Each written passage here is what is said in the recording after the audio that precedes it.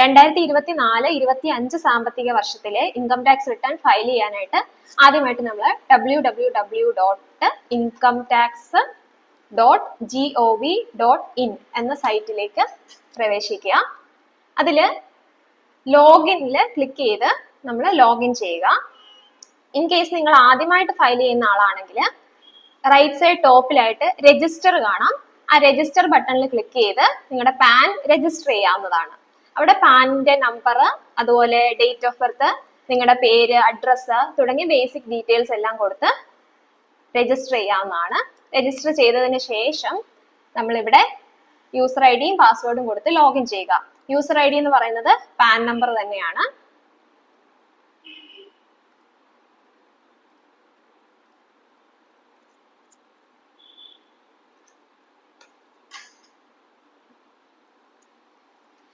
Login ചെയ്യുമ്പോൾ തന്നെ income tax return file ചെയ്യാനുള്ള ആ ഒരു ഓപ്ഷൻ ആണ് വരുന്നത് ഡാഷ്ബോർഡിൽ. ഇല്ലെന്നുണ്ടെങ്കിൽ ഇ ഫയൽ എന്ന ഓപ്ഷനിൽ ഇൻകം ടാക്സ് റിട്ടേൺസിൽ ഫയൽ ഇൻകം ടാക്സ് റിട്ടേൺ എന്നുള്ള ഒരു ഓപ്ഷൻ ആണ് നമ്മൾ ഇൻകം ടാക്സ് റിട്ടേൺ ഫയൽ ചെയ്യാനായിട്ട് എടുക്കേണ്ടത്. എന്നാൽ ആദ്യം തന്നെ ഇൻകം ടാക്സ് റിട്ടേൺ ഫയൽ ചെയ്യുന്നതിന് മുൻപായിട്ട് തന്നെ നമ്മൾ 2-3 കാര്യങ്ങൾ ചെക്ക് ചെയ്യേണ്ടതായിട്ടുണ്ട്. ഒന്നാമതായിട്ട് നമ്മുടെ ഫോം 26AS ആണ്. ഈ ഫയലില് ഇൻകം ടാക്സ് റിട്ടേൺസിൽ വ്യൂ ഫോം 26AS ക്ലിക്ക് ചെയ്യുക, കൺഫേം കൊടുക്കുക, ചെക്ക് ബോക്സ് ടിക്ക് ചെയ്ത് പ്രൊസീഡ് കൊടുക്കുക. ഇവിടെ view tax credit form 26AS click ചെയ്യുക. ഇവിടെ നമ്മുടെ അസസ്മെന്റ് ഇയർ 2025-26, നമ്മുടെ ഫിനാൻഷ്യൽ ഇയർ 2024-25 ആണ്. അതിന്റെ കറസ്പോണ്ടിങ് അസസ്മെന്റ് ഇയർ എന്ന് പറയുന്നത് 2025-26 ക്ലിക്ക് ചെയ്യുക. വ്യൂ ആസ് HTML ക്ലിക്ക് ചെയ്യുക. വ്യൂ ഓർ ഡൗൺലോഡ് ക്ലിക്ക് ചെയ്യുക.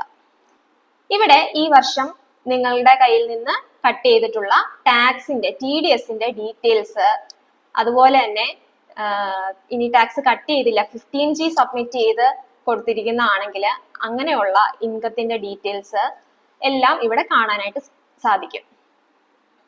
അതുപോലെ തന്നെ TCS എന്തെങ്കിലും കട്ട് ചെയ്തിട്ടുണ്ടെങ്കിൽ 10 ലക്ഷത്തിന്റെ മുകളിലുള്ള വെഹിക്കിൾ വാങ്ങിക്കുക, അതല്ലെന്നുണ്ടെങ്കിൽ എന്തെങ്കിലും ഫണ്ട് പുറത്തേക്ക് അയച്ചപ്പോൾ കട്ട് ചെയ്തിട്ടുള്ള ടാക്സ്, ഇങ്ങനെയുള്ള ഡീറ്റെയിൽസ് എല്ലാം നമുക്ക് ഇതിൽ നിന്നും അറിയാൻ പറ്റും.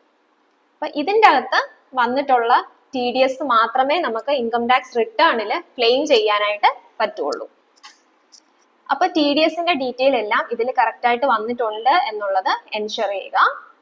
26AS ചെക്ക് ചെയ്തതിന് ശേഷം നമ്മൾ അടുത്തതായിട്ട് ചെക്ക് ചെയ്യേണ്ടത് AIS ആണ്. AISൽ ക്ലിക്ക് ചെയ്യുക, പ്രൊസീഡ് ചെയ്യുക. ഇവിടെ AISൽ ക്ലിക്ക് ചെയ്യുക. ഫിനാൻഷ്യൽ ഇയർ 2024-25 ആണെന്ന് നോക്കുക. ഇവിടെ ടാക്സ് പെയർ ഇൻഫർമേഷൻ സമ്മറി കാണാം, അതുപോലെ ആനുവൽ ഇൻഫർമേഷൻ സ്റ്റേറ്റ്മെന്റ് കാണാം. ടാക്സ് പെയർ ഇൻഫർമേഷൻ സമ്മറിയിൽ ഒന്ന് ക്ലിക്ക് ചെയ്യുക.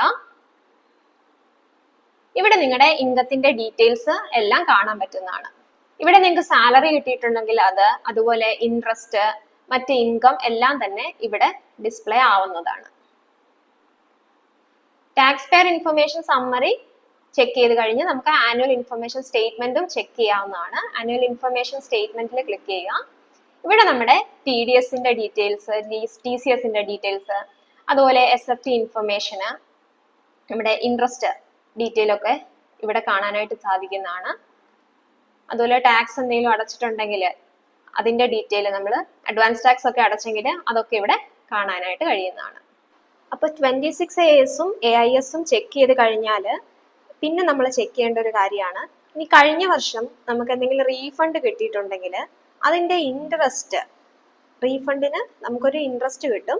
അപ്പം അത് എത്ര അങ്ങനെ ഉണ്ടെന്നുണ്ടെങ്കിൽ അതും കൂടെ ഒന്ന് ചെക്ക് ചെയ്ത് വെക്കേണ്ടതാണ്. അപ്പൊ അത് കഴിഞ്ഞ വർഷത്തെ നമ്മൾ ഇൻകം ടാക്സ് റിട്ടേൺ ഫയൽ ചെയ്തത് അതിന്റെ ഇന്റിമേഷൻ ആണ് ഡൗൺലോഡ് ചെയ്യേണ്ടത്. അത് ഈ ഫയലിൽ ഇൻകം ടാക്സ് റിട്ടേൺസിൽ വ്യൂ ഫയൽഡ് റിട്ടേൺ, അവിടെ കഴിഞ്ഞ വർഷത്തെ ഇന്റിമേഷൻ നമുക്ക് ലഭിക്കുന്നതാണ്. ഇവിടെ റീഫണ്ട് ആണുള്ളത്. അപ്പം ആ ഇന്റിമേഷൻ ഡൗൺലോഡ് ചെയ്ത് റീഫണ്ടിന്റെ ഇൻട്രസ്റ്റിന്റെ എമൗണ്ട് എത്രയാണെന്നുള്ളതും കൂടെ ഒന്ന് നോക്കി വെക്കേണ്ടതാണ്. ഇത് ഓപ്പൺ ചെയ്യാനുള്ള പാസ്വേഡ് എന്ന് പറഞ്ഞാൽ സ്മോൾ ലെറ്ററിൽ നമ്മുടെ പാനും ഡേറ്റ് ഓഫ് ബർത്തും കൂടെയാണ്. ഇന്റിമേഷനിൽ ഏറ്റവും അവസാനമായിട്ട് interest under section 244A on refund എന്ന് പറഞ്ഞ ഒരു എമൗണ്ട് കാണാം. ഇവിടെ 1002 രൂപയാണ് വന്നിരിക്കുന്നത്. അപ്പൊ ആ ഒരു എമൗണ്ടും ഇൻട്രസ്റ്റ് എമൗണ്ടും നമ്മൾ നമ്മുടെ ഇൻകം ടാക്സ് റിട്ടേണിൽ റിപ്പോർട്ട് ചെയ്യേണ്ടതായിട്ടുണ്ട്.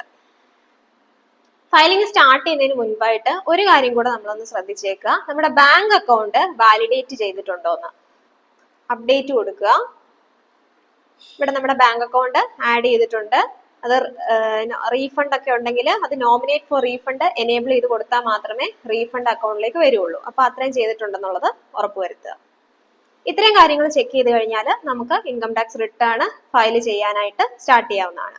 അപ്പൊ ഇൻകം ടാക്സ് റിട്ടേണിൽ അസസ്മെന്റ് ഇയർ 2025-26 ആണ് കറണ്ട് അസസ്മെന്റ് ഇയർ എന്ന് കൊടുത്തിരിക്കുന്നത്. ഓൺലൈന് സെലക്ട് ചെയ്യുക, കണ്ടിന്യൂ കൊടുക്കുക. ഇവിടെ fresh income tax return file ചെയ്യാനായിട്ട് സ്റ്റാർട്ട് ന്യൂ ഫയലിംഗ് ക്ലിക്ക് ചെയ്യുക. ഇൻഡിവിജ്വലിന്റെ ആണ് നമ്മൾ ഫയൽ ചെയ്യുന്നത്. ഇൻഡിവിജ്വൽ ക്ലിക്ക് ചെയ്ത് കണ്ടിന്യൂ കൊടുക്കുക.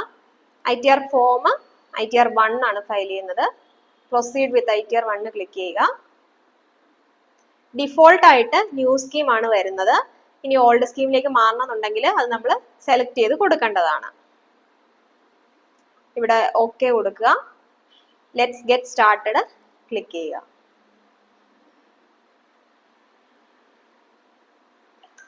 ഇനി എന്ത് കാരണം കൊണ്ടാണ് നമ്മൾ ഇൻകം ടാക്സ് റിട്ടേൺ ഫയൽ ചെയ്യുന്നത് എന്നുള്ളത് സെലക്ട് ചെയ്ത് കൊടുക്കുക. അപ്പം ബേസിക് എക്സംഷനിൽ കൂടുതലാണ് നമ്മുടെ ടാക്സബിൾ ഇൻകംക്ക് അത് സെലക്ട് ചെയ്യാം. ഇനി അങ്ങനെ അല്ല മറ്റെന്തെങ്കിലും കാരണങ്ങൾ കൊണ്ടാണെങ്കിൽ നമ്മൾ അത് കൊടുക്കുക. ഇവിടെ taxable income is more than basic exemption limit select ചെയ്തു. ഇവിടെ വളരെ പ്രധാനപ്പെട്ട ഒരു വാണിംഗ് കാണിക്കുന്നുണ്ട്. അതായത് നമ്മുടെ ഈ ഇൻകം ടാക്സ് റിട്ടേൺ ഓൺലൈനിൽ മിക്ക ഇൻഫർമേഷനും അത് പ്രീഫിൽ ചെയ്ത് വന്നിട്ടുണ്ടാവും. പക്ഷെ പ്രീഫിൽ ചെയ്തിട്ടുണ്ടെങ്കിൽ തന്നെ അത് കംപ്ലീറ്റ് ആണ്.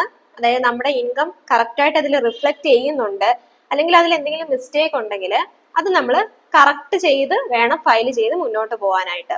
ഈ ഡേറ്റ നമ്മൾ AIS-ഉം TIS-ഉം നമ്മുടെ കയ്യിലുള്ള ഇൻകത്തിന്റെ ഡീറ്റെയിലുമായിട്ട് ചെക്ക് ചെയ്ത് കറക്റ്റ് ആണെന്ന് ഉറപ്പ് വരുത്തി മാത്രമേ നമ്മൾ മുന്നോട്ട് പോകാൻ പാടുള്ളൂ. 5 ടേബിളായിട്ടാണ് ഇത് സ്പ്ലിറ്റ് ചെയ്തിരിക്കുന്നത്. ആദ്യം തന്നെ പേഴ്സണൽ ഇൻഫർമേഷൻ ആണ് വരുന്നത്. അതിലൊന്ന് ക്ലിക്ക് ചെയ്യാം. ഇപ്പൊ പേഴ്സണൽ ഇൻഫർമേഷനിൽ നമുക്ക് പേര്, PAN, date of birth, Aadhaar number, അതുപോലെ mobile number, email ID, address, ഇതൊക്കെ കാണാൻ പറ്റും. അടുത്തതായിട്ട് നേച്ചർ ഓഫ് എംപ്ലോയ്മെന്റ് സെലക്ട് ചെയ്ത് കൊടുക്കുക.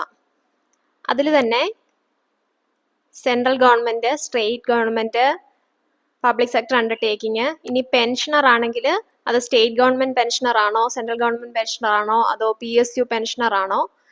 ഇനി ഇതൊന്നും അല്ല, പ്രൈവറ്റ് ജോബ് ഒക്കെ ആണെങ്കിൽ അതേഴ്സ് കൊടുക്കാം. ഇനി നമ്മൾ സാലറിയുടെ ITR അല്ല ഫയൽ ചെയ്യുന്നത്, ഇൻകം ഫ്രം സാലറിയുടെ ഹെഡിൽ ഒന്നും വരുന്നില്ല, നമ്മൾ ഇൻട്രസ്റ്റിന്റെ ഒക്കെ മാത്രമാണ് ചെയ്യുന്നതെങ്കിൽ ഇവിടെ നമുക്ക് നോട്ട് ആപ്ലിക്കബിൾ കൊടുക്കാവുന്നതാണ്. അപ്പൊ അത് കറക്റ്റ് ആയിട്ട് നമ്മൾ നേച്ചർ ഓഫ് എംപ്ലോയ്മെന്റ് സെലക്ട് ചെയ്ത് കൊടുക്കുക. അതിനുശേഷം ഫയലിംഗ് സെക്ഷൻ ആണ് വരുന്നത്. അപ്പം നമ്മൾ വിത്തിൻ ഡ്യൂ ഡേറ്റ് ആണ് ഫയൽ ചെയ്യുന്നതെങ്കിൽ സെക്ഷൻ 139(1) ആണ് വരുന്നത്. ഡ്യൂ ഡേറ്റിന് ശേഷമാണെങ്കിലാണ് 139(4) വരുന്നത്. അതുപോലെ ഒരു പ്രാവശ്യം ഫയൽ ചെയ്ത് റിവൈസ് ചെയ്യുമ്പോഴാണ് 139(5) വരുന്നത്. ഇനി അടുത്ത വളരെ പ്രധാനപ്പെട്ട ഒരു ക്വസ്റ്റ്യൻ ആണ്, do you wish to exercise the option under section 115 BAC of opting out of new tax regime. അതായത് ഇപ്പോഴത്തെ ഡിഫോൾട്ട് സ്കീം എന്ന് പറയുന്നത് ന്യൂ ടാക്സ് റെജീമാണ്. അപ്പം ന്യൂ ടാക്സ് റെജീം ആയിരിക്കും സാധാരണഗതിയിൽ സെലക്ട് ആയി കിടക്കുന്നത്. ഇനി അത് ഓപ്റ്റ് ഔട്ട് ചെയ്യണമെങ്കിലാണ് നമ്മളിവിടെ എസ് കൊടുക്കുന്നത്. നോ എന്ന് പറഞ്ഞാൽ ന്യൂ സ്കീമിൽ തന്നെയാണ് വരുന്നത്, അതാണ് ഡിഫോൾട്ട് ആയിട്ട് വന്നേക്കുന്നത്. ഇനി ഓൾഡ് ടാക്സിൽ വരണം എന്നുണ്ടെങ്കിൽ നമ്മൾ ഇത് മാറ്റി എസ് കൊടുക്കേണ്ടതാണ്. ഇതിന്റെ താഴെ വായിച്ചു നോക്കിയാൽ അറിയാം, by selecting this option your income and tax computation shall be as per old tax regime. അതൊന്നുകൂടെ ക്ലിയർ ആയിട്ട് എഴുതിയിട്ടുണ്ട്. അപ്പം എസ് കൊടുത്താൽ ഓൾഡും നോ കൊടുത്താൽ ന്യൂ ടാക്സ് റെജീമും ആണ് വരുന്നത്. അപ്പം ന്യൂ ടാക്സ് റെജീം വെച്ച് നമ്മൾ കണ്ടിന്യൂ ചെയ്യുകയാണ്. ഇനി അടുത്തൊരു ക്വസ്റ്റ്യൻ ആണ്, are you filing return of income under 7th proviso to section 139(1). നമ്മൾ ആദ്യത്തെ പേജിൽ നമ്മൾ എന്തുകൊണ്ടാണ് റിട്ടേൺ ഫയൽ ചെയ്യുന്നത് എന്നുള്ളിടത്തൊരു സെലക്ട് ചെയ്ത് കൊടുത്തു. അത് തന്നെയാണ് ഇവിടെയും വരുന്നത്. അടുത്തതായിട്ട് ബാങ്ക് ഡീറ്റെയിൽസ് ആണ് വരുന്നത്. അപ്പൊ ഇവിടെ നോക്കിയാൽ അറിയാം ബാങ്ക് വാലിഡേറ്റ് ആണോ എന്നുള്ളത്. വാലിഡേറ്റും റീഫണ്ടിന് നോമിനേറ്റ് ചെയ്ത് കൊടുത്തിട്ടുണ്ടെങ്കിൽ മാത്രമേ റീഫണ്ട് ആ അക്കൗണ്ടിലോട്ട് വരുള്ളൂ. അപ്പം അത്രയും ചെയ്ത് കഴിഞ്ഞാൽ ആ പേജ് നമുക്ക് കൺഫേം കൊടുക്കാവുന്നതാണ്. കൺഫേം കൊടുത്തു കഴിഞ്ഞാൽ ആ പേഴ്സണൽ ഇൻഫർമേഷൻ എന്നുള്ളത് കൺഫേംഡ് എന്ന് വരും. എന്നിട്ട് അടുത്ത ടേബിള് ആക്റ്റീവ് ആയിട്ട് വരും. ഗ്രോസ് ടോട്ടൽ ഇൻകം അതിൽ ക്ലിക്ക് ചെയ്യുക. ഇവിടെ നമ്മുടെ സാലറിയുടെ ഡീറ്റെയിൽസ് എല്ലാം പ്രീഫിൽ ആയിട്ട് വന്നിട്ടുണ്ടാവും.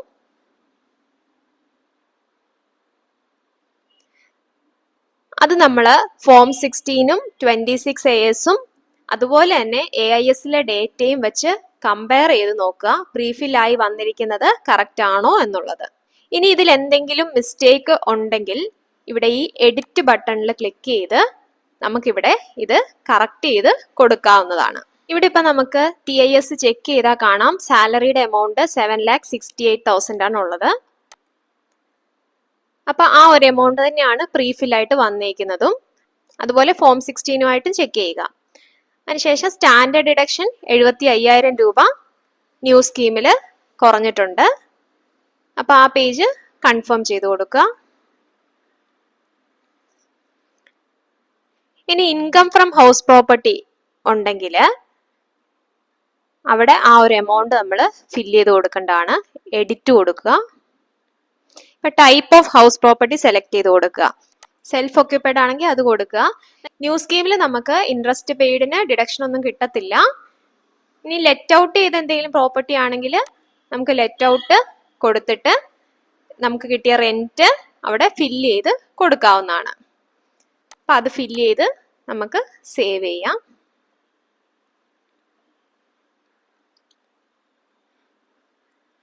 അടുത്തത് ഇൻകം ഫ്രം അതർ സോഴ്സ് ആണ്. ഇൻകം ഫ്രം അതർ സോഴ്സിൽ ക്ലിക്ക് ചെയ്യുക. ഇവിടെ നമ്മുടെ റീഫണ്ടിന്റെ ഇൻട്രസ്റ്റ് പ്രീഫിൽ ആയിട്ട് വന്നിട്ടുണ്ട്. പക്ഷെ നമ്മുടെ സേവിങ്സ് ബാങ്കിന്റെ ഇൻട്രസ്റ്റ് ഒന്നും അതിൽ വന്നിട്ടില്ല. അപ്പം അത് ആഡ് അനദർ കൊടുത്ത് interest from saving bank account ആ ഒരു എമൗണ്ട് നമുക്ക് TISൽ കാണാം 2914. അത് നമ്മൾ ഫില്ല് ചെയ്ത് കൊടുക്കേണ്ടതാണ്. പ്രീഫില്ലായി വന്നിട്ടുണ്ടെങ്കിൽ അത് നമ്മൾ ചെക്ക് ചെയ്താൽ മതി. അപ്പം total income gross total income calculate ആയി വന്നിട്ടുണ്ട്. ഇനി എന്തെങ്കിലും എക്സംപ്റ്റ് ഇൻകം ഉണ്ടെങ്കിൽ അത് നമുക്കിവിടെ കൊടുക്കാവുന്നതാണ്. അഗ്രികൾച്ചർ ഇൻകം 5,000 രൂപയിൽ താഴെയാണെങ്കിൽ നമുക്കിവിടെ കൊടുക്കാവുന്നതാണ്. മറ്റെന്തെങ്കിലും തരത്തിലുള്ള എക്സംപ്റ്റ് ഇൻകം വരുന്നുണ്ടെങ്കിൽ ഇപ്പം നമ്മൾ പ്രോവിഡന്റ് ഫണ്ടിൽ നിന്ന് കിട്ടിയ എമൗണ്ടോ അതല്ലെന്നുണ്ടെങ്കിൽ എക്സംപ്റ്റ് ആയിട്ടുള്ള LIC മെച്ചുറായി വന്ന എമൗണ്ടോ ഒക്കെ ഉണ്ടെങ്കിൽ അതൊക്കെ നമുക്ക് ഇവിടെ ഫില്ല് ചെയ്ത് കൊടുക്കാവുന്നതാണ്. അടുത്തതായിട്ട് ഇത് ഈ വർഷം പുതിയതായിട്ട് വന്നതാണ്. നമുക്ക് ലോങ് ടേം ക്യാപിറ്റൽ ഗെയിന് ഉണ്ടെങ്കിൽ അതിന്റെ സെയിൽ കൺസിഡറേഷനും അതുപോലെ തന്നെ കോസ്റ്റ് ഓഫ് അക്വിസിഷനും ഫില്ല് ചെയ്ത് കൊടുക്കാം. 1,25,000 രൂപയിൽ കുറവാണ് ലോങ് ടൈം ക്യാപിറ്റൽ ഗെയിന് എന്നുണ്ടെങ്കിലാണ് നമുക്ക് ഇതിവിടെ ഫില്ല് ചെയ്യാൻ പറ്റുന്നത്. അല്ലെന്നുണ്ടെങ്കിൽ നമ്മൾ ITR 2 യൂസ് ചെയ്യേണ്ടതാണ്. അപ്പൊ അത്രയും കൊടുത്തത് കൺഫേം കൊടുക്കുക. അപ്പൊ ആ ഒരു ടാബ് കൺഫേം ആയിട്ടുണ്ട്. അടുത്തായിട്ട് ടോട്ടൽ ഡിഡക്ഷൻസ് ആക്റ്റീവ് ആയിട്ടുണ്ട്. അതിൽ ക്ലിക്ക് ചെയ്യുക. ഇവിടെ നമുക്ക് ന്യൂ സ്കീമിൽ സാധാരണ ഉള്ള 80C 80D അങ്ങനത്തെ ഡിഡക്ഷൻസ് ഒന്നും അവൈലബിൾ അല്ല. അപ്പൊ അതിൽ അവൈലബിൾ ആയിട്ടുള്ള ഒന്നാണ് NPS എംപ്ലോയർ കോൺട്രിബ്യൂഷന്. അപ്പൊ അതുണ്ടെങ്കിൽ നമുക്ക് അതിവിടെ ഫില്ല് ചെയ്ത് കൊടുക്കാവുന്നതാണ്. അതുപോലെ കോൺട്രിബ്യൂഷൻ ടു അഗ്നിപത് സ്കീം ഉണ്ടെങ്കിൽ അത് ഫില്ല് ചെയ്ത് കൊടുക്കാവുന്നതാണ്. അപ്പം ഇവിടെ ഡിഡക്ഷൻസ് ഒന്നുമില്ല. നമ്മൾ കൺഫേം കൊടുക്കുന്നു. അടുത്തത് ടാക്സ് പെയ്ഡ് ആണ്. ഇവിടെയാണ് നമ്മൾ TDS TCS അതുപോലെ അഡ്വാൻസ് ടാക്സ് അടച്ചതിന്റെ ഒക്കെ ഡീറ്റെയിൽ വരുന്നത്. ടാക്സ് പെയ്ഡിൽ ക്ലിക്ക് ചെയ്യുക. ആദ്യം തന്നെ TDS at source from salary എന്നുള്ള TDS ആണ് വരുന്നത്. അതിൽ ക്ലിക്ക് ചെയ്ത് കൊടുക്കുക. ഇവിടെ അത് നമ്മുടെ ഇവിടെയാണ് 26ASുമായിട്ട് നമ്മൾ ക്രോസ് ചെക്ക് ചെയ്യേണ്ടത്. അപ്പം 26ASൽ നമ്മൾ കണ്ട ആ ഒരു TDSന്റെ എമൗണ്ട് തന്നെയാണ് ഇവിടെ വന്നതെന്ന് ഉറപ്പുവരുത്തുക. അതുപോലെ income under the head salary correct ആണെന്നുള്ളത് ചെക്ക് ചെയ്യുക.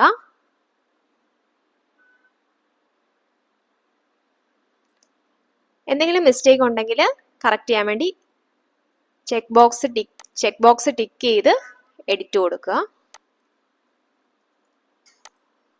അപ്പോൾ സാലറിയുടെ എമൗണ്ട് കറക്റ്റ് ആണെന്ന് നോക്കുക, TDS കറക്റ്റ് ആണെന്ന് നോക്കുക, സേവ് ചെയ്യുക. TCS ഒക്കെ ഉണ്ടെങ്കിൽ അത് ഈ കോളത്തിലാണ് ഫില്ല് ചെയ്യേണ്ടത്. അതുപോലെ അഡ്വാൻസ് ടാക്സോ വരുന്നുണ്ടെങ്കിൽ അത് അഡ്വാൻസ് ടാക്സിൻ്റെ ഇവിടെയാണ് ഫില്ല് ചെയ്ത് കൊടുക്കേണ്ടത്. ആഡ് അനദർ കൊടുക്കുക. ഇനി നമുക്ക് ടാക്സ് അടയ്ക്കാനാണ് വരുന്നത് എന്നുണ്ടെങ്കിൽ നമ്മൾ അടച്ചതിന് ശേഷം ആ ഒരു ചെല്ലാൻ്റെ ഡീറ്റെയിൽ ഇവിടെ കൊടുക്കേണ്ടതായിട്ടുണ്ട്. BSR കോഡ്, ഡേറ്റ്, ചെല്ലാൻ നമ്പർ, എമൗണ്ട്. ഇവിടെ ഇപ്പം TDSന്റെ എമൗണ്ട് മാത്രമേ ഉള്ളൂ, 12,000. കൺഫേം കൊടുക്കുക. അടുത്ത ടാബ് ആക്റ്റീവായി വന്നിട്ടുണ്ട്, ടാക്സ് ലയബിലിറ്റി ഡീറ്റെയിൽസ്. ക്ലിക്ക് ചെയ്യുക. ഇവിടെ നമ്മുടെ ടോട്ടൽ ഇൻകം 7 ലക്ഷത്തിൽ താഴെയാണ് വന്നിരിക്കുന്നത്. അതുകൊണ്ട് തന്നെ നമുക്ക് ടാക്സ് ഒന്നും അടയ്ക്കാനായിട്ട് വരത്തില്ല. ഫുൾ എമൗണ്ട് റിബേറ്റ് കിട്ടുന്നതാണ്. 87 റിബേറ്റ് 19,846 വന്നിട്ടുണ്ട്. ഇനി നമുക്ക് സാലറിന്ന് എന്തെങ്കിലും അരിയർ ഉണ്ട്, അതിന് റിലീഫ് ക്ലെയിം ചെയ്യുകയാണെങ്കിൽ റിലീഫ് അണ്ടർ സെക്ഷൻ 89 ഇവിടെയാണ് ഫില്ല് ചെയ്ത് കൊടുക്കേണ്ടത്. അപ്പം ഇവിടെ ടാക്സ് ഒന്നും വരുന്നില്ല. കൺഫേം കൊടുക്കുക. പ്രൊസീഡ് ടു വെരിഫിക്കേഷൻ കൊടുക്കുക. അപ്പം നമ്മളിപ്പോൾ ഫില്ല് ചെയ്ത് കൊടുത്തതിൻ്റെ ഒരു സമ്മറി പോലെ നമുക്ക് കാണാം. ഇവിടെയാണ് നമുക്ക് ടാക്സ് അടയ്ക്കാനാണോ അതോ റീഫണ്ട് ആണോ വരുന്നതെന്ന് കാണുന്നത്. ഇവിടെ ഇപ്പം റീഫണ്ട് ആണ് വന്നിരിക്കുന്നത്.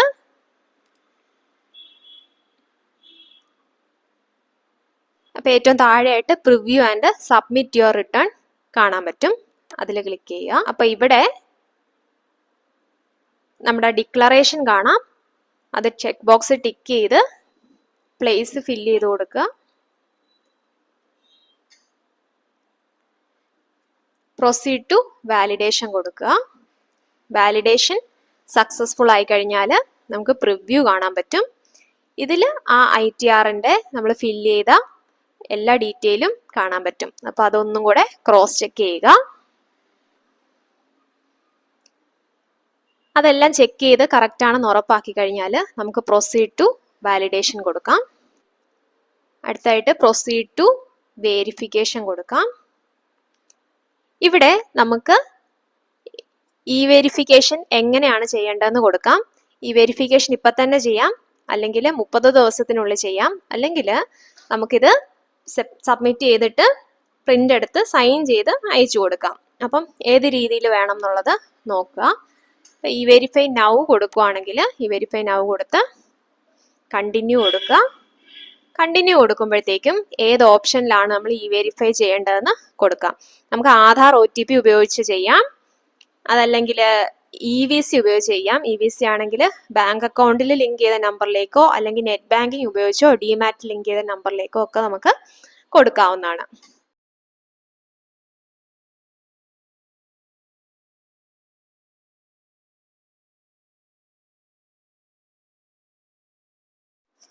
അപ്പം സബ്മിറ്റ് ആയിട്ടുണ്ട്. പ്രൊസീഡ് കൊടുക്കുക. ഡൗൺലോഡ് റെസിപ്റ്റ് ക്ലിക്ക് ചെയ്യാവുന്നതാണ്. അപ്പം ഇതാണ് ITR അക്നോളജ്മെന്റ് എന്ന് പറയുന്നത്. നമ്മൾ ആ ഫില്ല് ചെയ്ത് കൊടുത്ത അതേ ടോട്ടൽ ഇൻകം വന്നിട്ടുണ്ട്. അതുപോലെ ടാക്സ് റീഫണ്ട് ആണ് വരുന്നത് 12,000 rupees. അപ്പോൾ ഇത്രയും ചെയ്ത് കഴിയുമ്പോഴാണ് ITR സബ്മിറ്റ് ചെയ്ത് ഈ വെരിഫിക്കേഷനും ചെയ്ത് കഴിഞ്ഞാൽ മാത്രമാണ് ITR ഫയലിംഗ് പ്രോസസ്സ് കംപ്ലീറ്റ് ആകുന്നത്. വളരെ ബേസിക് ആയിട്ടുള്ള ഒരു ITR ഫയൽ ചെയ്യുന്നതാണ് ഞാൻ കാണിച്ചേക്കുന്നത്. അപ്പോൾ ഇതിൽ നിങ്ങൾക്ക് കൂടുതലായിട്ട് എന്തെങ്കിലും ഡൗട്ടുകൾ ഉണ്ടെങ്കിൽ കമൻറ്റ് ചെയ്യാവുന്നതാണ്. അപ്പോൾ മറ്റൊരു വീഡിയോയുമായിട്ട് കാണാം.